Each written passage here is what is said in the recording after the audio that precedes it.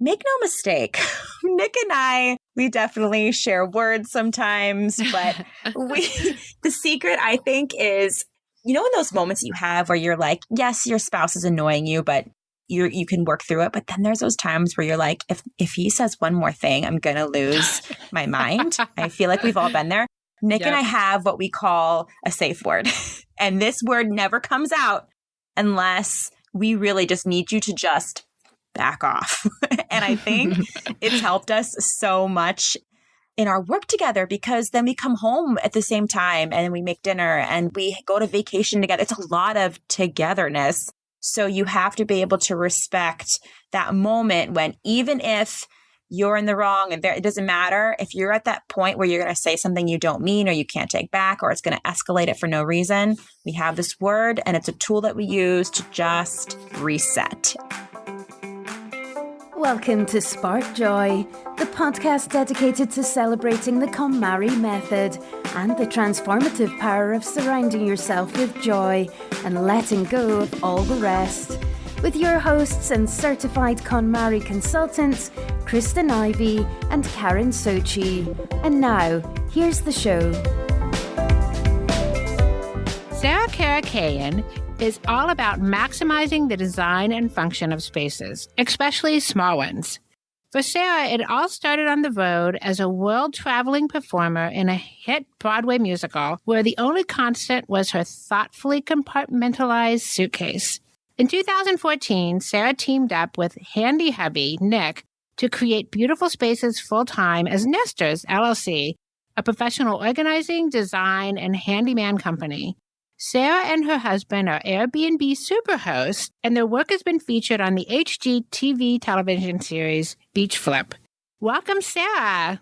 Hello. Welcome, Sarah. We're happy to have you. Thank you so much for having me. The question that we always ask when we chat with professional organizers is, how did you get started in the business? Such a good question. I think, like a lot of organizers, we didn't know that this was a thing we could do and make a living at. So ever since I was a little girl, I wanted to be an actor, and I followed those dreams all the way to New York City. But it's a really hard industry, and I don't care how many people tell you how hard it is. If you're like me and you're super stubborn, you have to find out for yourself. So about 10 years into living in New York City, I was just very burnt out and I was looking for inspiration. And I was actually on this app called Guilt, where you can find coupons for services. And this one gentleman had a business, I think it was called the OCD Experience. And I said, what is this? And so I dove into a deep black hole of his business, and he offered organizing services. And from there on out, I was hooked. I bought every book I could. I joined the National Association of Productivity and Organizing Professionals, also called NAPO, my New York chapter. And that was it. And that was in 2014. Wow, that's an interesting transition from theater to organizing. I love singing and dancing, but I was also that child who I shared a bedroom with my sister when I was little, and I had put painter's tape, the blue tape, down the middle of the bedroom because I was tidy and organized and my sister was not. So I love it. So that has always been in me. And whenever I have a day of like stress or an audition went bad, I'd go home and I would tidy up my home. It was therapeutic for me. And friends always asked me to help them move and unpack and set up their home because they knew that A, I loved doing it, and B, I was good at it. So that's always kind of been there. That's a great illustrative example of the KonMari principle of only tidying your own things. Uh-huh. Literally making a line between your things and the other person's things. I love it. That's true. Well, we love the fact that professional organizing is one of those professions that you can really bring a lot of different skills to the table to help clients. And your theater skills are very interesting. I'm curious in how that translates to benefiting your clients and helping you organize. I've found that communicating with sometimes thousands of people in an audience from the stage is easier than communicating with people one-on-one. But that being said, I feel like my theater background has afforded me excellent communication skills. I have a lot of patience. I can make things fun, even if the client doesn't feel like what they're doing is fun. I just feel like there's something about, I don't want to say performing because I'm not putting on an act when I'm with clients, but I definitely make sure that they're enjoying their time. I want to make sure that they're getting something out of the experience because what they want to do is improve their life and their day to day. And even as an actor, we're there to perform, to entertain, to provide value to our audience. So I think there's something there, the communication aspect of what I did as an actor to now working one-on-one or sometimes smaller groups of people. That completely makes sense. I'm sitting here thinking about my work with clients and how oftentimes I do feel that my role is to be, not only a coach, but kind of a cheerleader. Right. And being enthusiastic and positive is really, just such a big part of what I hope to bring. And so what you just said just ties that in perfectly. Kristen and I are KonMari people, but we absolutely and definitely believe that other methods work in other situations. And we really appreciate and admire the wide door that our profession has as far as bringing other methods to the table. What is your particular organizational philosophy and what kinds of methods have worked for you and in the work with your clients? I read The Life-Changing Magic of Tidying Up and I didn't know about it right when it came out, but a friend of mine was like, "Oh, I know you love organizing and I think you'll love this book." And I read it and I loved how it was just this perfect little package of a way to present to a client to get from A to Z. Now, and I agree with you, I think there's a lot of great ways out there to do that. But I've always been of the mindset that it's not really enough to want to get organized because your mother wants you to get organized or your spouse does. Or yes, it might bring you anxiety and stress when you come home. But for me, before I start working with a client, I need to know what their why is. Why do you want to get organized? Because if that why isn't strong enough, I often find that clients experience burnout quickly. They get disinterested very quickly. They may not have me back, not because of my lack of skills or drive or entertainment like we just talked about, but because they're just kind of over it. I think it's because their why wasn't big enough. And when you really ask yourself why you're calling me, why you want to get organized, that can really help drive you through the work that it takes to become organized and then to stay organized. Because as we all know, once you're organized, it's not set it and forget it. You've got to keep maintaining it and making sure those systems remain in place or tweaking them as your life changes. And so I think once clients really understand that and they have a why, maybe it's to afford themselves more time with their children. I often have my clients write their why down on a piece of paper and hang it somewhere where they'll see it until our work together is either done for good or done for the time being. And that kind of helps them get through it. But for me, the client having a good why is really crucial. I totally agree with that, Sarah. The why is so important. I've been thinking about that a lot lately because I think our role as organizing professionals, we are there to be, a coach, cheerleader. We wear many hats, but it's all about giving customized guidance. But ultimately, once we leave, it's up to the client to put into the work. Or while we're there, it's up to the client to put in the work alongside of us. And it's similar to having a fitness trainer. We can't do the push-ups for the client, right? We can't, that's not, going to work. So that why has to be there, or either they're not going to do the work when you're there, or when you leave, it's not going to be maintained. Right. Speaking of professional organizing, you have really taken your organizing business in many different directions. You focus on design as well as renovation projects and DIY. Where did this evolution begin? My husband went to college for architecture. He has his master's degree in architecture. He learned very quickly that he did not want to sit behind a desk and draw designs all day. He loves working with his hands. To put himself through college, he was a general contractor, hung drywall. So when we moved to the city, he worked for Google and helped them design ball pits and nap pods and all these really cool things. But he was like, what I really want to do is I really want to just use my hands and help people make their homes beautiful. So while I was having this, I call it my mid-20s crisis of transitioning from acting to becoming a business owner as a professional organizer, I found out that a lot of my clients needed shelves hung, or they needed custom cabinetry made, or they were like, these handyman things have been on my list for years. It'd be great to knock them out. Well, just so happens my husband can do that for you. And same goes with him. He would tell clients what I did, and they would say, I wonder if your wife could help me. So it was just this beautiful marriage of what we did separately.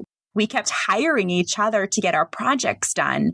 So I actually had a different business name in 2014. I had my own business. It was called We Organize, and I spelled organize with the letters NY in the middle. I thought it was very clever. I lived in New York City at the time. And my husband's name was Fix It Astoria. We lived in Astoria, Queens, and that's where a lot of his projects were based. But we decided to join forces. We created the name Nestrs, and I just find that when you organize a space, then people are like, whoa, I can see the room in a whole different light. What do you think about wall colors or curtains or new furniture? And sometimes that translates to bathroom renovations and kitchen renovations. Mm-hmm. And I just didn't want to say no because I was just enjoying myself so much and learning what I was capable of as a business owner. And so, yeah, and we've got 20 plus renovations under our belt at this point. We've done it on national TV. Now we do little DIY videos. And I just feel like anything related to the home, Nick and I can pretty much do or point you in the right direction of someone who can. And that's been our bread and butter now for years. I love that. Really soup to nuts in terms of like taking care of the home from the organizing standpoint to the design standpoint and the DIY aspect. That's something that I'm sure that some of our listeners are very interested in. We know with experience with KonMari that once we clear out the clutter and kind of reconcile some light unfinished business, those heavy projects start to show up. That crack in the mirror, or that tile that's out of place. You know, it sticks out like a sore thumb. So I'm sure we have some listeners out there who are looking to maybe go in the direction of dabbling in DIY. Do you have any recommendations if they're on the fence to DIY or not to DIY? Right. It's such a great question. And there really isn't a flat answer for every person. We get asked that question a lot. I think it's because, and I really value this, people trust our response. We don't want to just say, no, you should hire professionals so that we can come and do it for you. We really want you to take charge of your own household and know that a lot of these things are totally doable. Here are questions you have to ask yourself. Whether or not your skill set is there, that's the question you have to ask yourself pretty much last. But the time spent on doing the project, is that enjoyable for you? Does that spark joy? Because if it doesn't, then you could be spending your time doing something else that maybe brings you more joy on your time off from work or what have you. That being said, you might find a lot of pride in changing out that light fixture in your living room and figuring out how to do it because you can do it. And it takes very little know-how. There are some safety precautions you have to adhere to. But in today's YouTube world, you can really learn how to do a lot of household DIY projects. And so if you think that would bring you some pride, if you have a few tools around the house and you've got the time, a lot of things can be DIY'd. The most important thing, though, is just making sure that you're being safe about it. So if you have any doubts about your safety, then definitely call a professional. I think that's such great advice. It's kind of like when we work with clients who want to go to the container store and buy a bunch of big containers. It's like, don't do that until you know exactly what you need. And I think the same is probably true of like Home Depot. I remember a time when I decided I was going to retile a bathroom. And I don't know how to do that, but it seemed pretty easy. Well, of course, by the time I was done with the project, I could have hired a team of people to like handcraft and hand fire the tiles. For all with all the mistakes that I made and all the stuff I had to buy and rebuy, I could have had somebody come and do it so much easier. And luckily, I left that house pretty soon after I did that project because I have a very strong feeling it did not last very long. So yeah, I totally agree. It's really about making sure that you are willing to invest the time, money, and you have the expertise to do it. Otherwise, it can be really fun. I mean, those little projects can be really gratifying. And when you are able to say that you did something yourself. So I completely agree. I think the same applies for organizing in a sense as well. I mean, we're living in an age where you can pretty much get any information that you want about KonMari or any other organizing method online or on a podcast or on TV. What a time to be alive, really, right? Right. But it's all about the action, right? Like making that transition from just absorbing the information to putting it into action. And sometimes we can do it ourselves. Of course, Karen and I, for example, KonMari'd on our own, but I've have clients who have tried it on their own and they stutter step a little, or the tidiest quickly as possible turns into a year, 2 years, 3 years, and they're still working through KonMari. So it's definitely a point when it's maybe more efficient to transition to getting a professional to help you in that sense. Couldn't agree more. And I think the really fun DIY projects are painting an old dresser that you don't want to throw away that maybe can help you become more organized, or things like that are definitely DIY-able, quick before and after for yourself, definitely a weekend situation. But you're right that those things that take a lot of time and some expertise, like with organizing, it's just nice to have a professional there cheering you on. So one thing that is so fascinating is that you were on HGTV Beach Flip. What was that like? One of the things that we all know is that they make it look so easy when you get the finished little show that's 30 minutes to an hour long, but we totally know there's far more to it. Can you tell us a little bit about what that whole experience was like? Absolutely. You know, it really was a life-changing moment in time for my husband and I. Before Beach Flip, we had our 2 separate companies, and after Beach Flip, that's when we decided to join forces and become a husband and wife team. And since then, not just the TV show, but because we're a team as husband and wife, it's opened up so many doors for us. So we're always very grateful for that experience. Something a lot of people say when they watch reality shows are, oh, they're probably not doing the work, right? Like the talent is on there and they're talking about what they want to do. And maybe they'll like do a brushstroke and then they'll walk away. I'm here to tell you, at least in my experience, we were there until sometimes midnight demoing a space. And I'm talking, my husband had blisters. You know, I was crying because the wrong countertop came in. I mean, it was heightened emotions. And I think they do that kind of on purpose. But nonetheless, it definitely tested our abilities, our creativity, and how he and I work together, because you have cameras on you from the moment you wake up in your bed. So bedhead and all, to, 10 o'clock at night when you are just done. Just think of yourself when you get home from work and then you've got the kids, then you need to tidy up your space before you go to bed so you can feel kind of clear. And then they ask you that's when you go to tile a backsplash. I mean, you're done. But instead, you have to keep going and there's cameras on you. So we really hope you don't make a mistake or say something you can't take back. So it was a lot of fun. And we met some of the most amazing people. And I will say, coming from an acting background to going into what I do now, I really do enjoy having a platform which to share with an audience what I do. So HGTV was kind of like, my home improvement, not the musical, but the straight play, if you will. So I really enjoyed the cameras. I really enjoyed the fact that I got to share with viewers why we chose a certain material or why we went with a certain design situation in a space. And I learned very much that media was going to be a big part of what we did going forward. And so since then, we've taken every opportunity to speak at home and garden shows or be guests on podcasts, or even now with our YouTube channel. And we're having a lot of fun with it. It's really cool how you and your husband really have this synergy together. Do you have any advice for couples thinking about going into business together since you have so much experience with that? I do.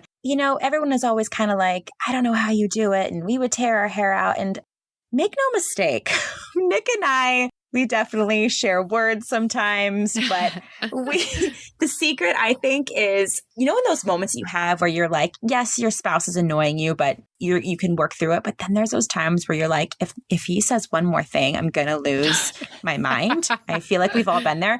Nick and I have what we call a safe word. And this word never comes out unless we really just need you to just back off. And I think it's helped us so much in our work together, because then we come home at the same time and we make dinner and we go to vacation together. It's a lot of togetherness. So you have to be able to respect that moment when, even if you're in the wrong and it doesn't matter, if you're at that point where you're going to say something you don't mean or you can't take back or it's going to escalate it for no reason, we have this word and it's a tool that we use to just reset. And that often means like, he'll go into another room, I'll stay where I'm at. I need like 30 minutes and then I'm fine. And he's the same way. So I think just you really have to think about the other person and be extra sensitive, because it's not like a coworker where you'll probably bite your tongue. It's your spouse. So you're going to say what's going on in your head, Sure. even if you shouldn't. So I think having some sort of system in place like that will help you get through those really tough times.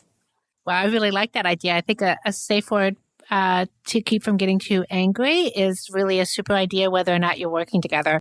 I'm just sitting here thinking about my husband, who's also named Nick, and I working together, and I just laughing because it would never work. And I'm sure that if he heard this idea, he would laugh and laugh also, because it just would not work. Our personalities are way too different. So I think part of the key is that you have a shared goal and a common vision, and you're able to always kind of refer back to that when things get a little stressful or things aren't going as well as you'd like. So yeah, I think that's really great.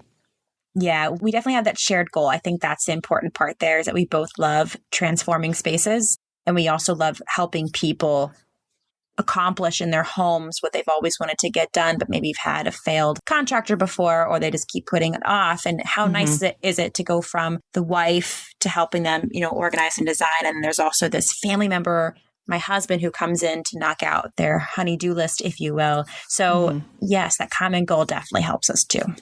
I wish I had a DIY project to run by you, Sarah, but right now my apartment is about as straightforward as they come at the moment. And I've got my landlord to take care of things if things go wrong. Yeah. I don't know. Karen, do you have any projects? Well, I was just going to say, luckily, and I'm sure you remember this from your days in New York, Sarah, our building doesn't allow us to do any of those, which is good because I would probably get myself in a lot of trouble. So, although I will say that I am pretty good at things like hanging pictures. I did have a client recently have me help hang some shelves, and it went better than expected. So I don't have anything pending, but I do know that in the past, there were times when I was really knee deep in a lot of projects, and having someone to bounce things off of would have been really great. Yeah, we are also landlords, and I've been a tenant, so I understand your pain.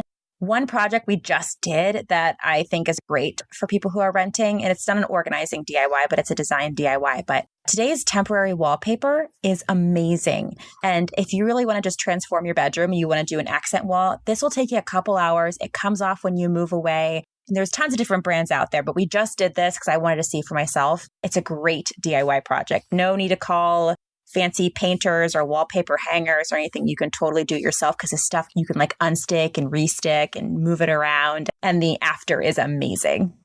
No, that's such a great tip. I love that. So Sarah, I have a question about that, because I did experiment with temporary wallpaper probably at this point about 5 or 10 years ago in my apartment that was in Virginia. And I tried it out in my bedroom, and the paper started to ripple because of just the temperature change, or the paper that was near the vents would start to kind of bubble, or some even fell off the walls. Of course, the technology is probably outdated by this point, but have you ever experienced that? Or do you recommend maybe people don't use it in the bathroom, for example, where there's like a lot of moisture and a lot of fluctuation of temperature? So today's temporary wallpaper, you're right, the technology is very different. And a lot of people are actually bragging that their temporary wallpaper works well in bathrooms and high moisture places. So I would definitely check out the brands that you're using and see what the manufacturer says where they can go. But some tips are to make sure that you're applying your temporary wallpaper to a wall that has a sheen to it. So a satin paint or a semi-gloss paint that has been cured for at least 2 weeks. And also your walls need to be very smooth. So no bumps or texture or anything. And then you shouldn't have too many bubbling effects, especially if you invest in the nicer temporary wallpapers. So that was user error, I think, because maybe, walls, I don't know. I can tell you 100% that was user error, because my walls were definitely textured in the entire condo. Okay. And I believe I used flat paint in the bedroom for sure. So I just had all kinds of things working against me. So this is great to know. Thank you. Yes. And so along those same lines, Sarah, we'd love to know what your favorite organizing tip is. You know, my favorite tip is, and it might be obvious, but I still love it and I use it all the time, but it's to think up. A lot of people think out when they're in their home and they want to organize and re-systemize their space. But if we can think up, there's a lot of unused real estate that we can utilize. And of course, there's also the tip that we don't have to utilize all of our real estate just to use it, right? It's nice to have some space to breathe and see your walls and do all that good stuff. But that being said, if you're in a garage or a basement and you really want to maximize your organizing system, is to remember to go up. There's lots of ways to maximize your space that way. Great tip. And we also ask all of our guests, what's sparking joy for you today? Yeah, so my husband and I invest in real estate, and we just closed on a new project here in Columbus, Ohio that I'm really excited about. It's a 1910 cottage, and it belonged to a woman who was a vibrant artist. So I'm really excited to just bring this cottage back to life. And I keep thinking about it. It's on my mind all day long, and it just makes me smile. So that's definitely sparking joy. Sounds lovely. Sarah, do you have any final words of wisdom for our listeners? I just would love to say that I love what you ladies are doing and what you're talking about. Being organized is so important in our lives. It saves us time. It saves us money. Oftentimes, it saves our stress levels and anxiety levels. And so to talk about it often is really important. It can be fun and it can be creative. And to remember that organizing isn't a one-size-fits-all situation. So to make sure that your systems, once you create them, that they work for you and your family, and that it's okay to change them with time. Great. That's perfect. Sarah, thank you so much for joining us. We really loved having you on the show. Thanks, Sarah. I am so grateful to be here. I really appreciate you having me. You can reach Sarah on her website at nestrs.com. And Nestrs is spelled Nestrs.com. She's on Instagram and Facebook at The Nestrs. And Sarah is also host of the podcast called Stand Out, Growing Your Organizing and Productivity Business, which is produced by the National Organization of Productivity and Organizing Professionals. So now we want to hear from you. Tell us your burning tidying questions or share stories about how KonMari has impacted your life. You can find us at sparkjoypodcast.com and click Ask Spark Joy to leave a question or comment for a chance to be featured on next week's show. While you're there, sign up to join our Spark Joy podcast community and get notified when each episode airs.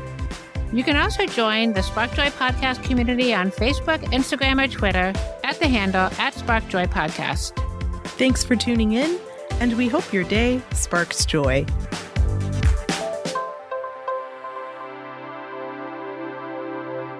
Thank you for listening to Spark Joy with your host, Kristen Ivy of For the Love of Tidy in Chicago and Karen Sochi of the Serene Home in New York City.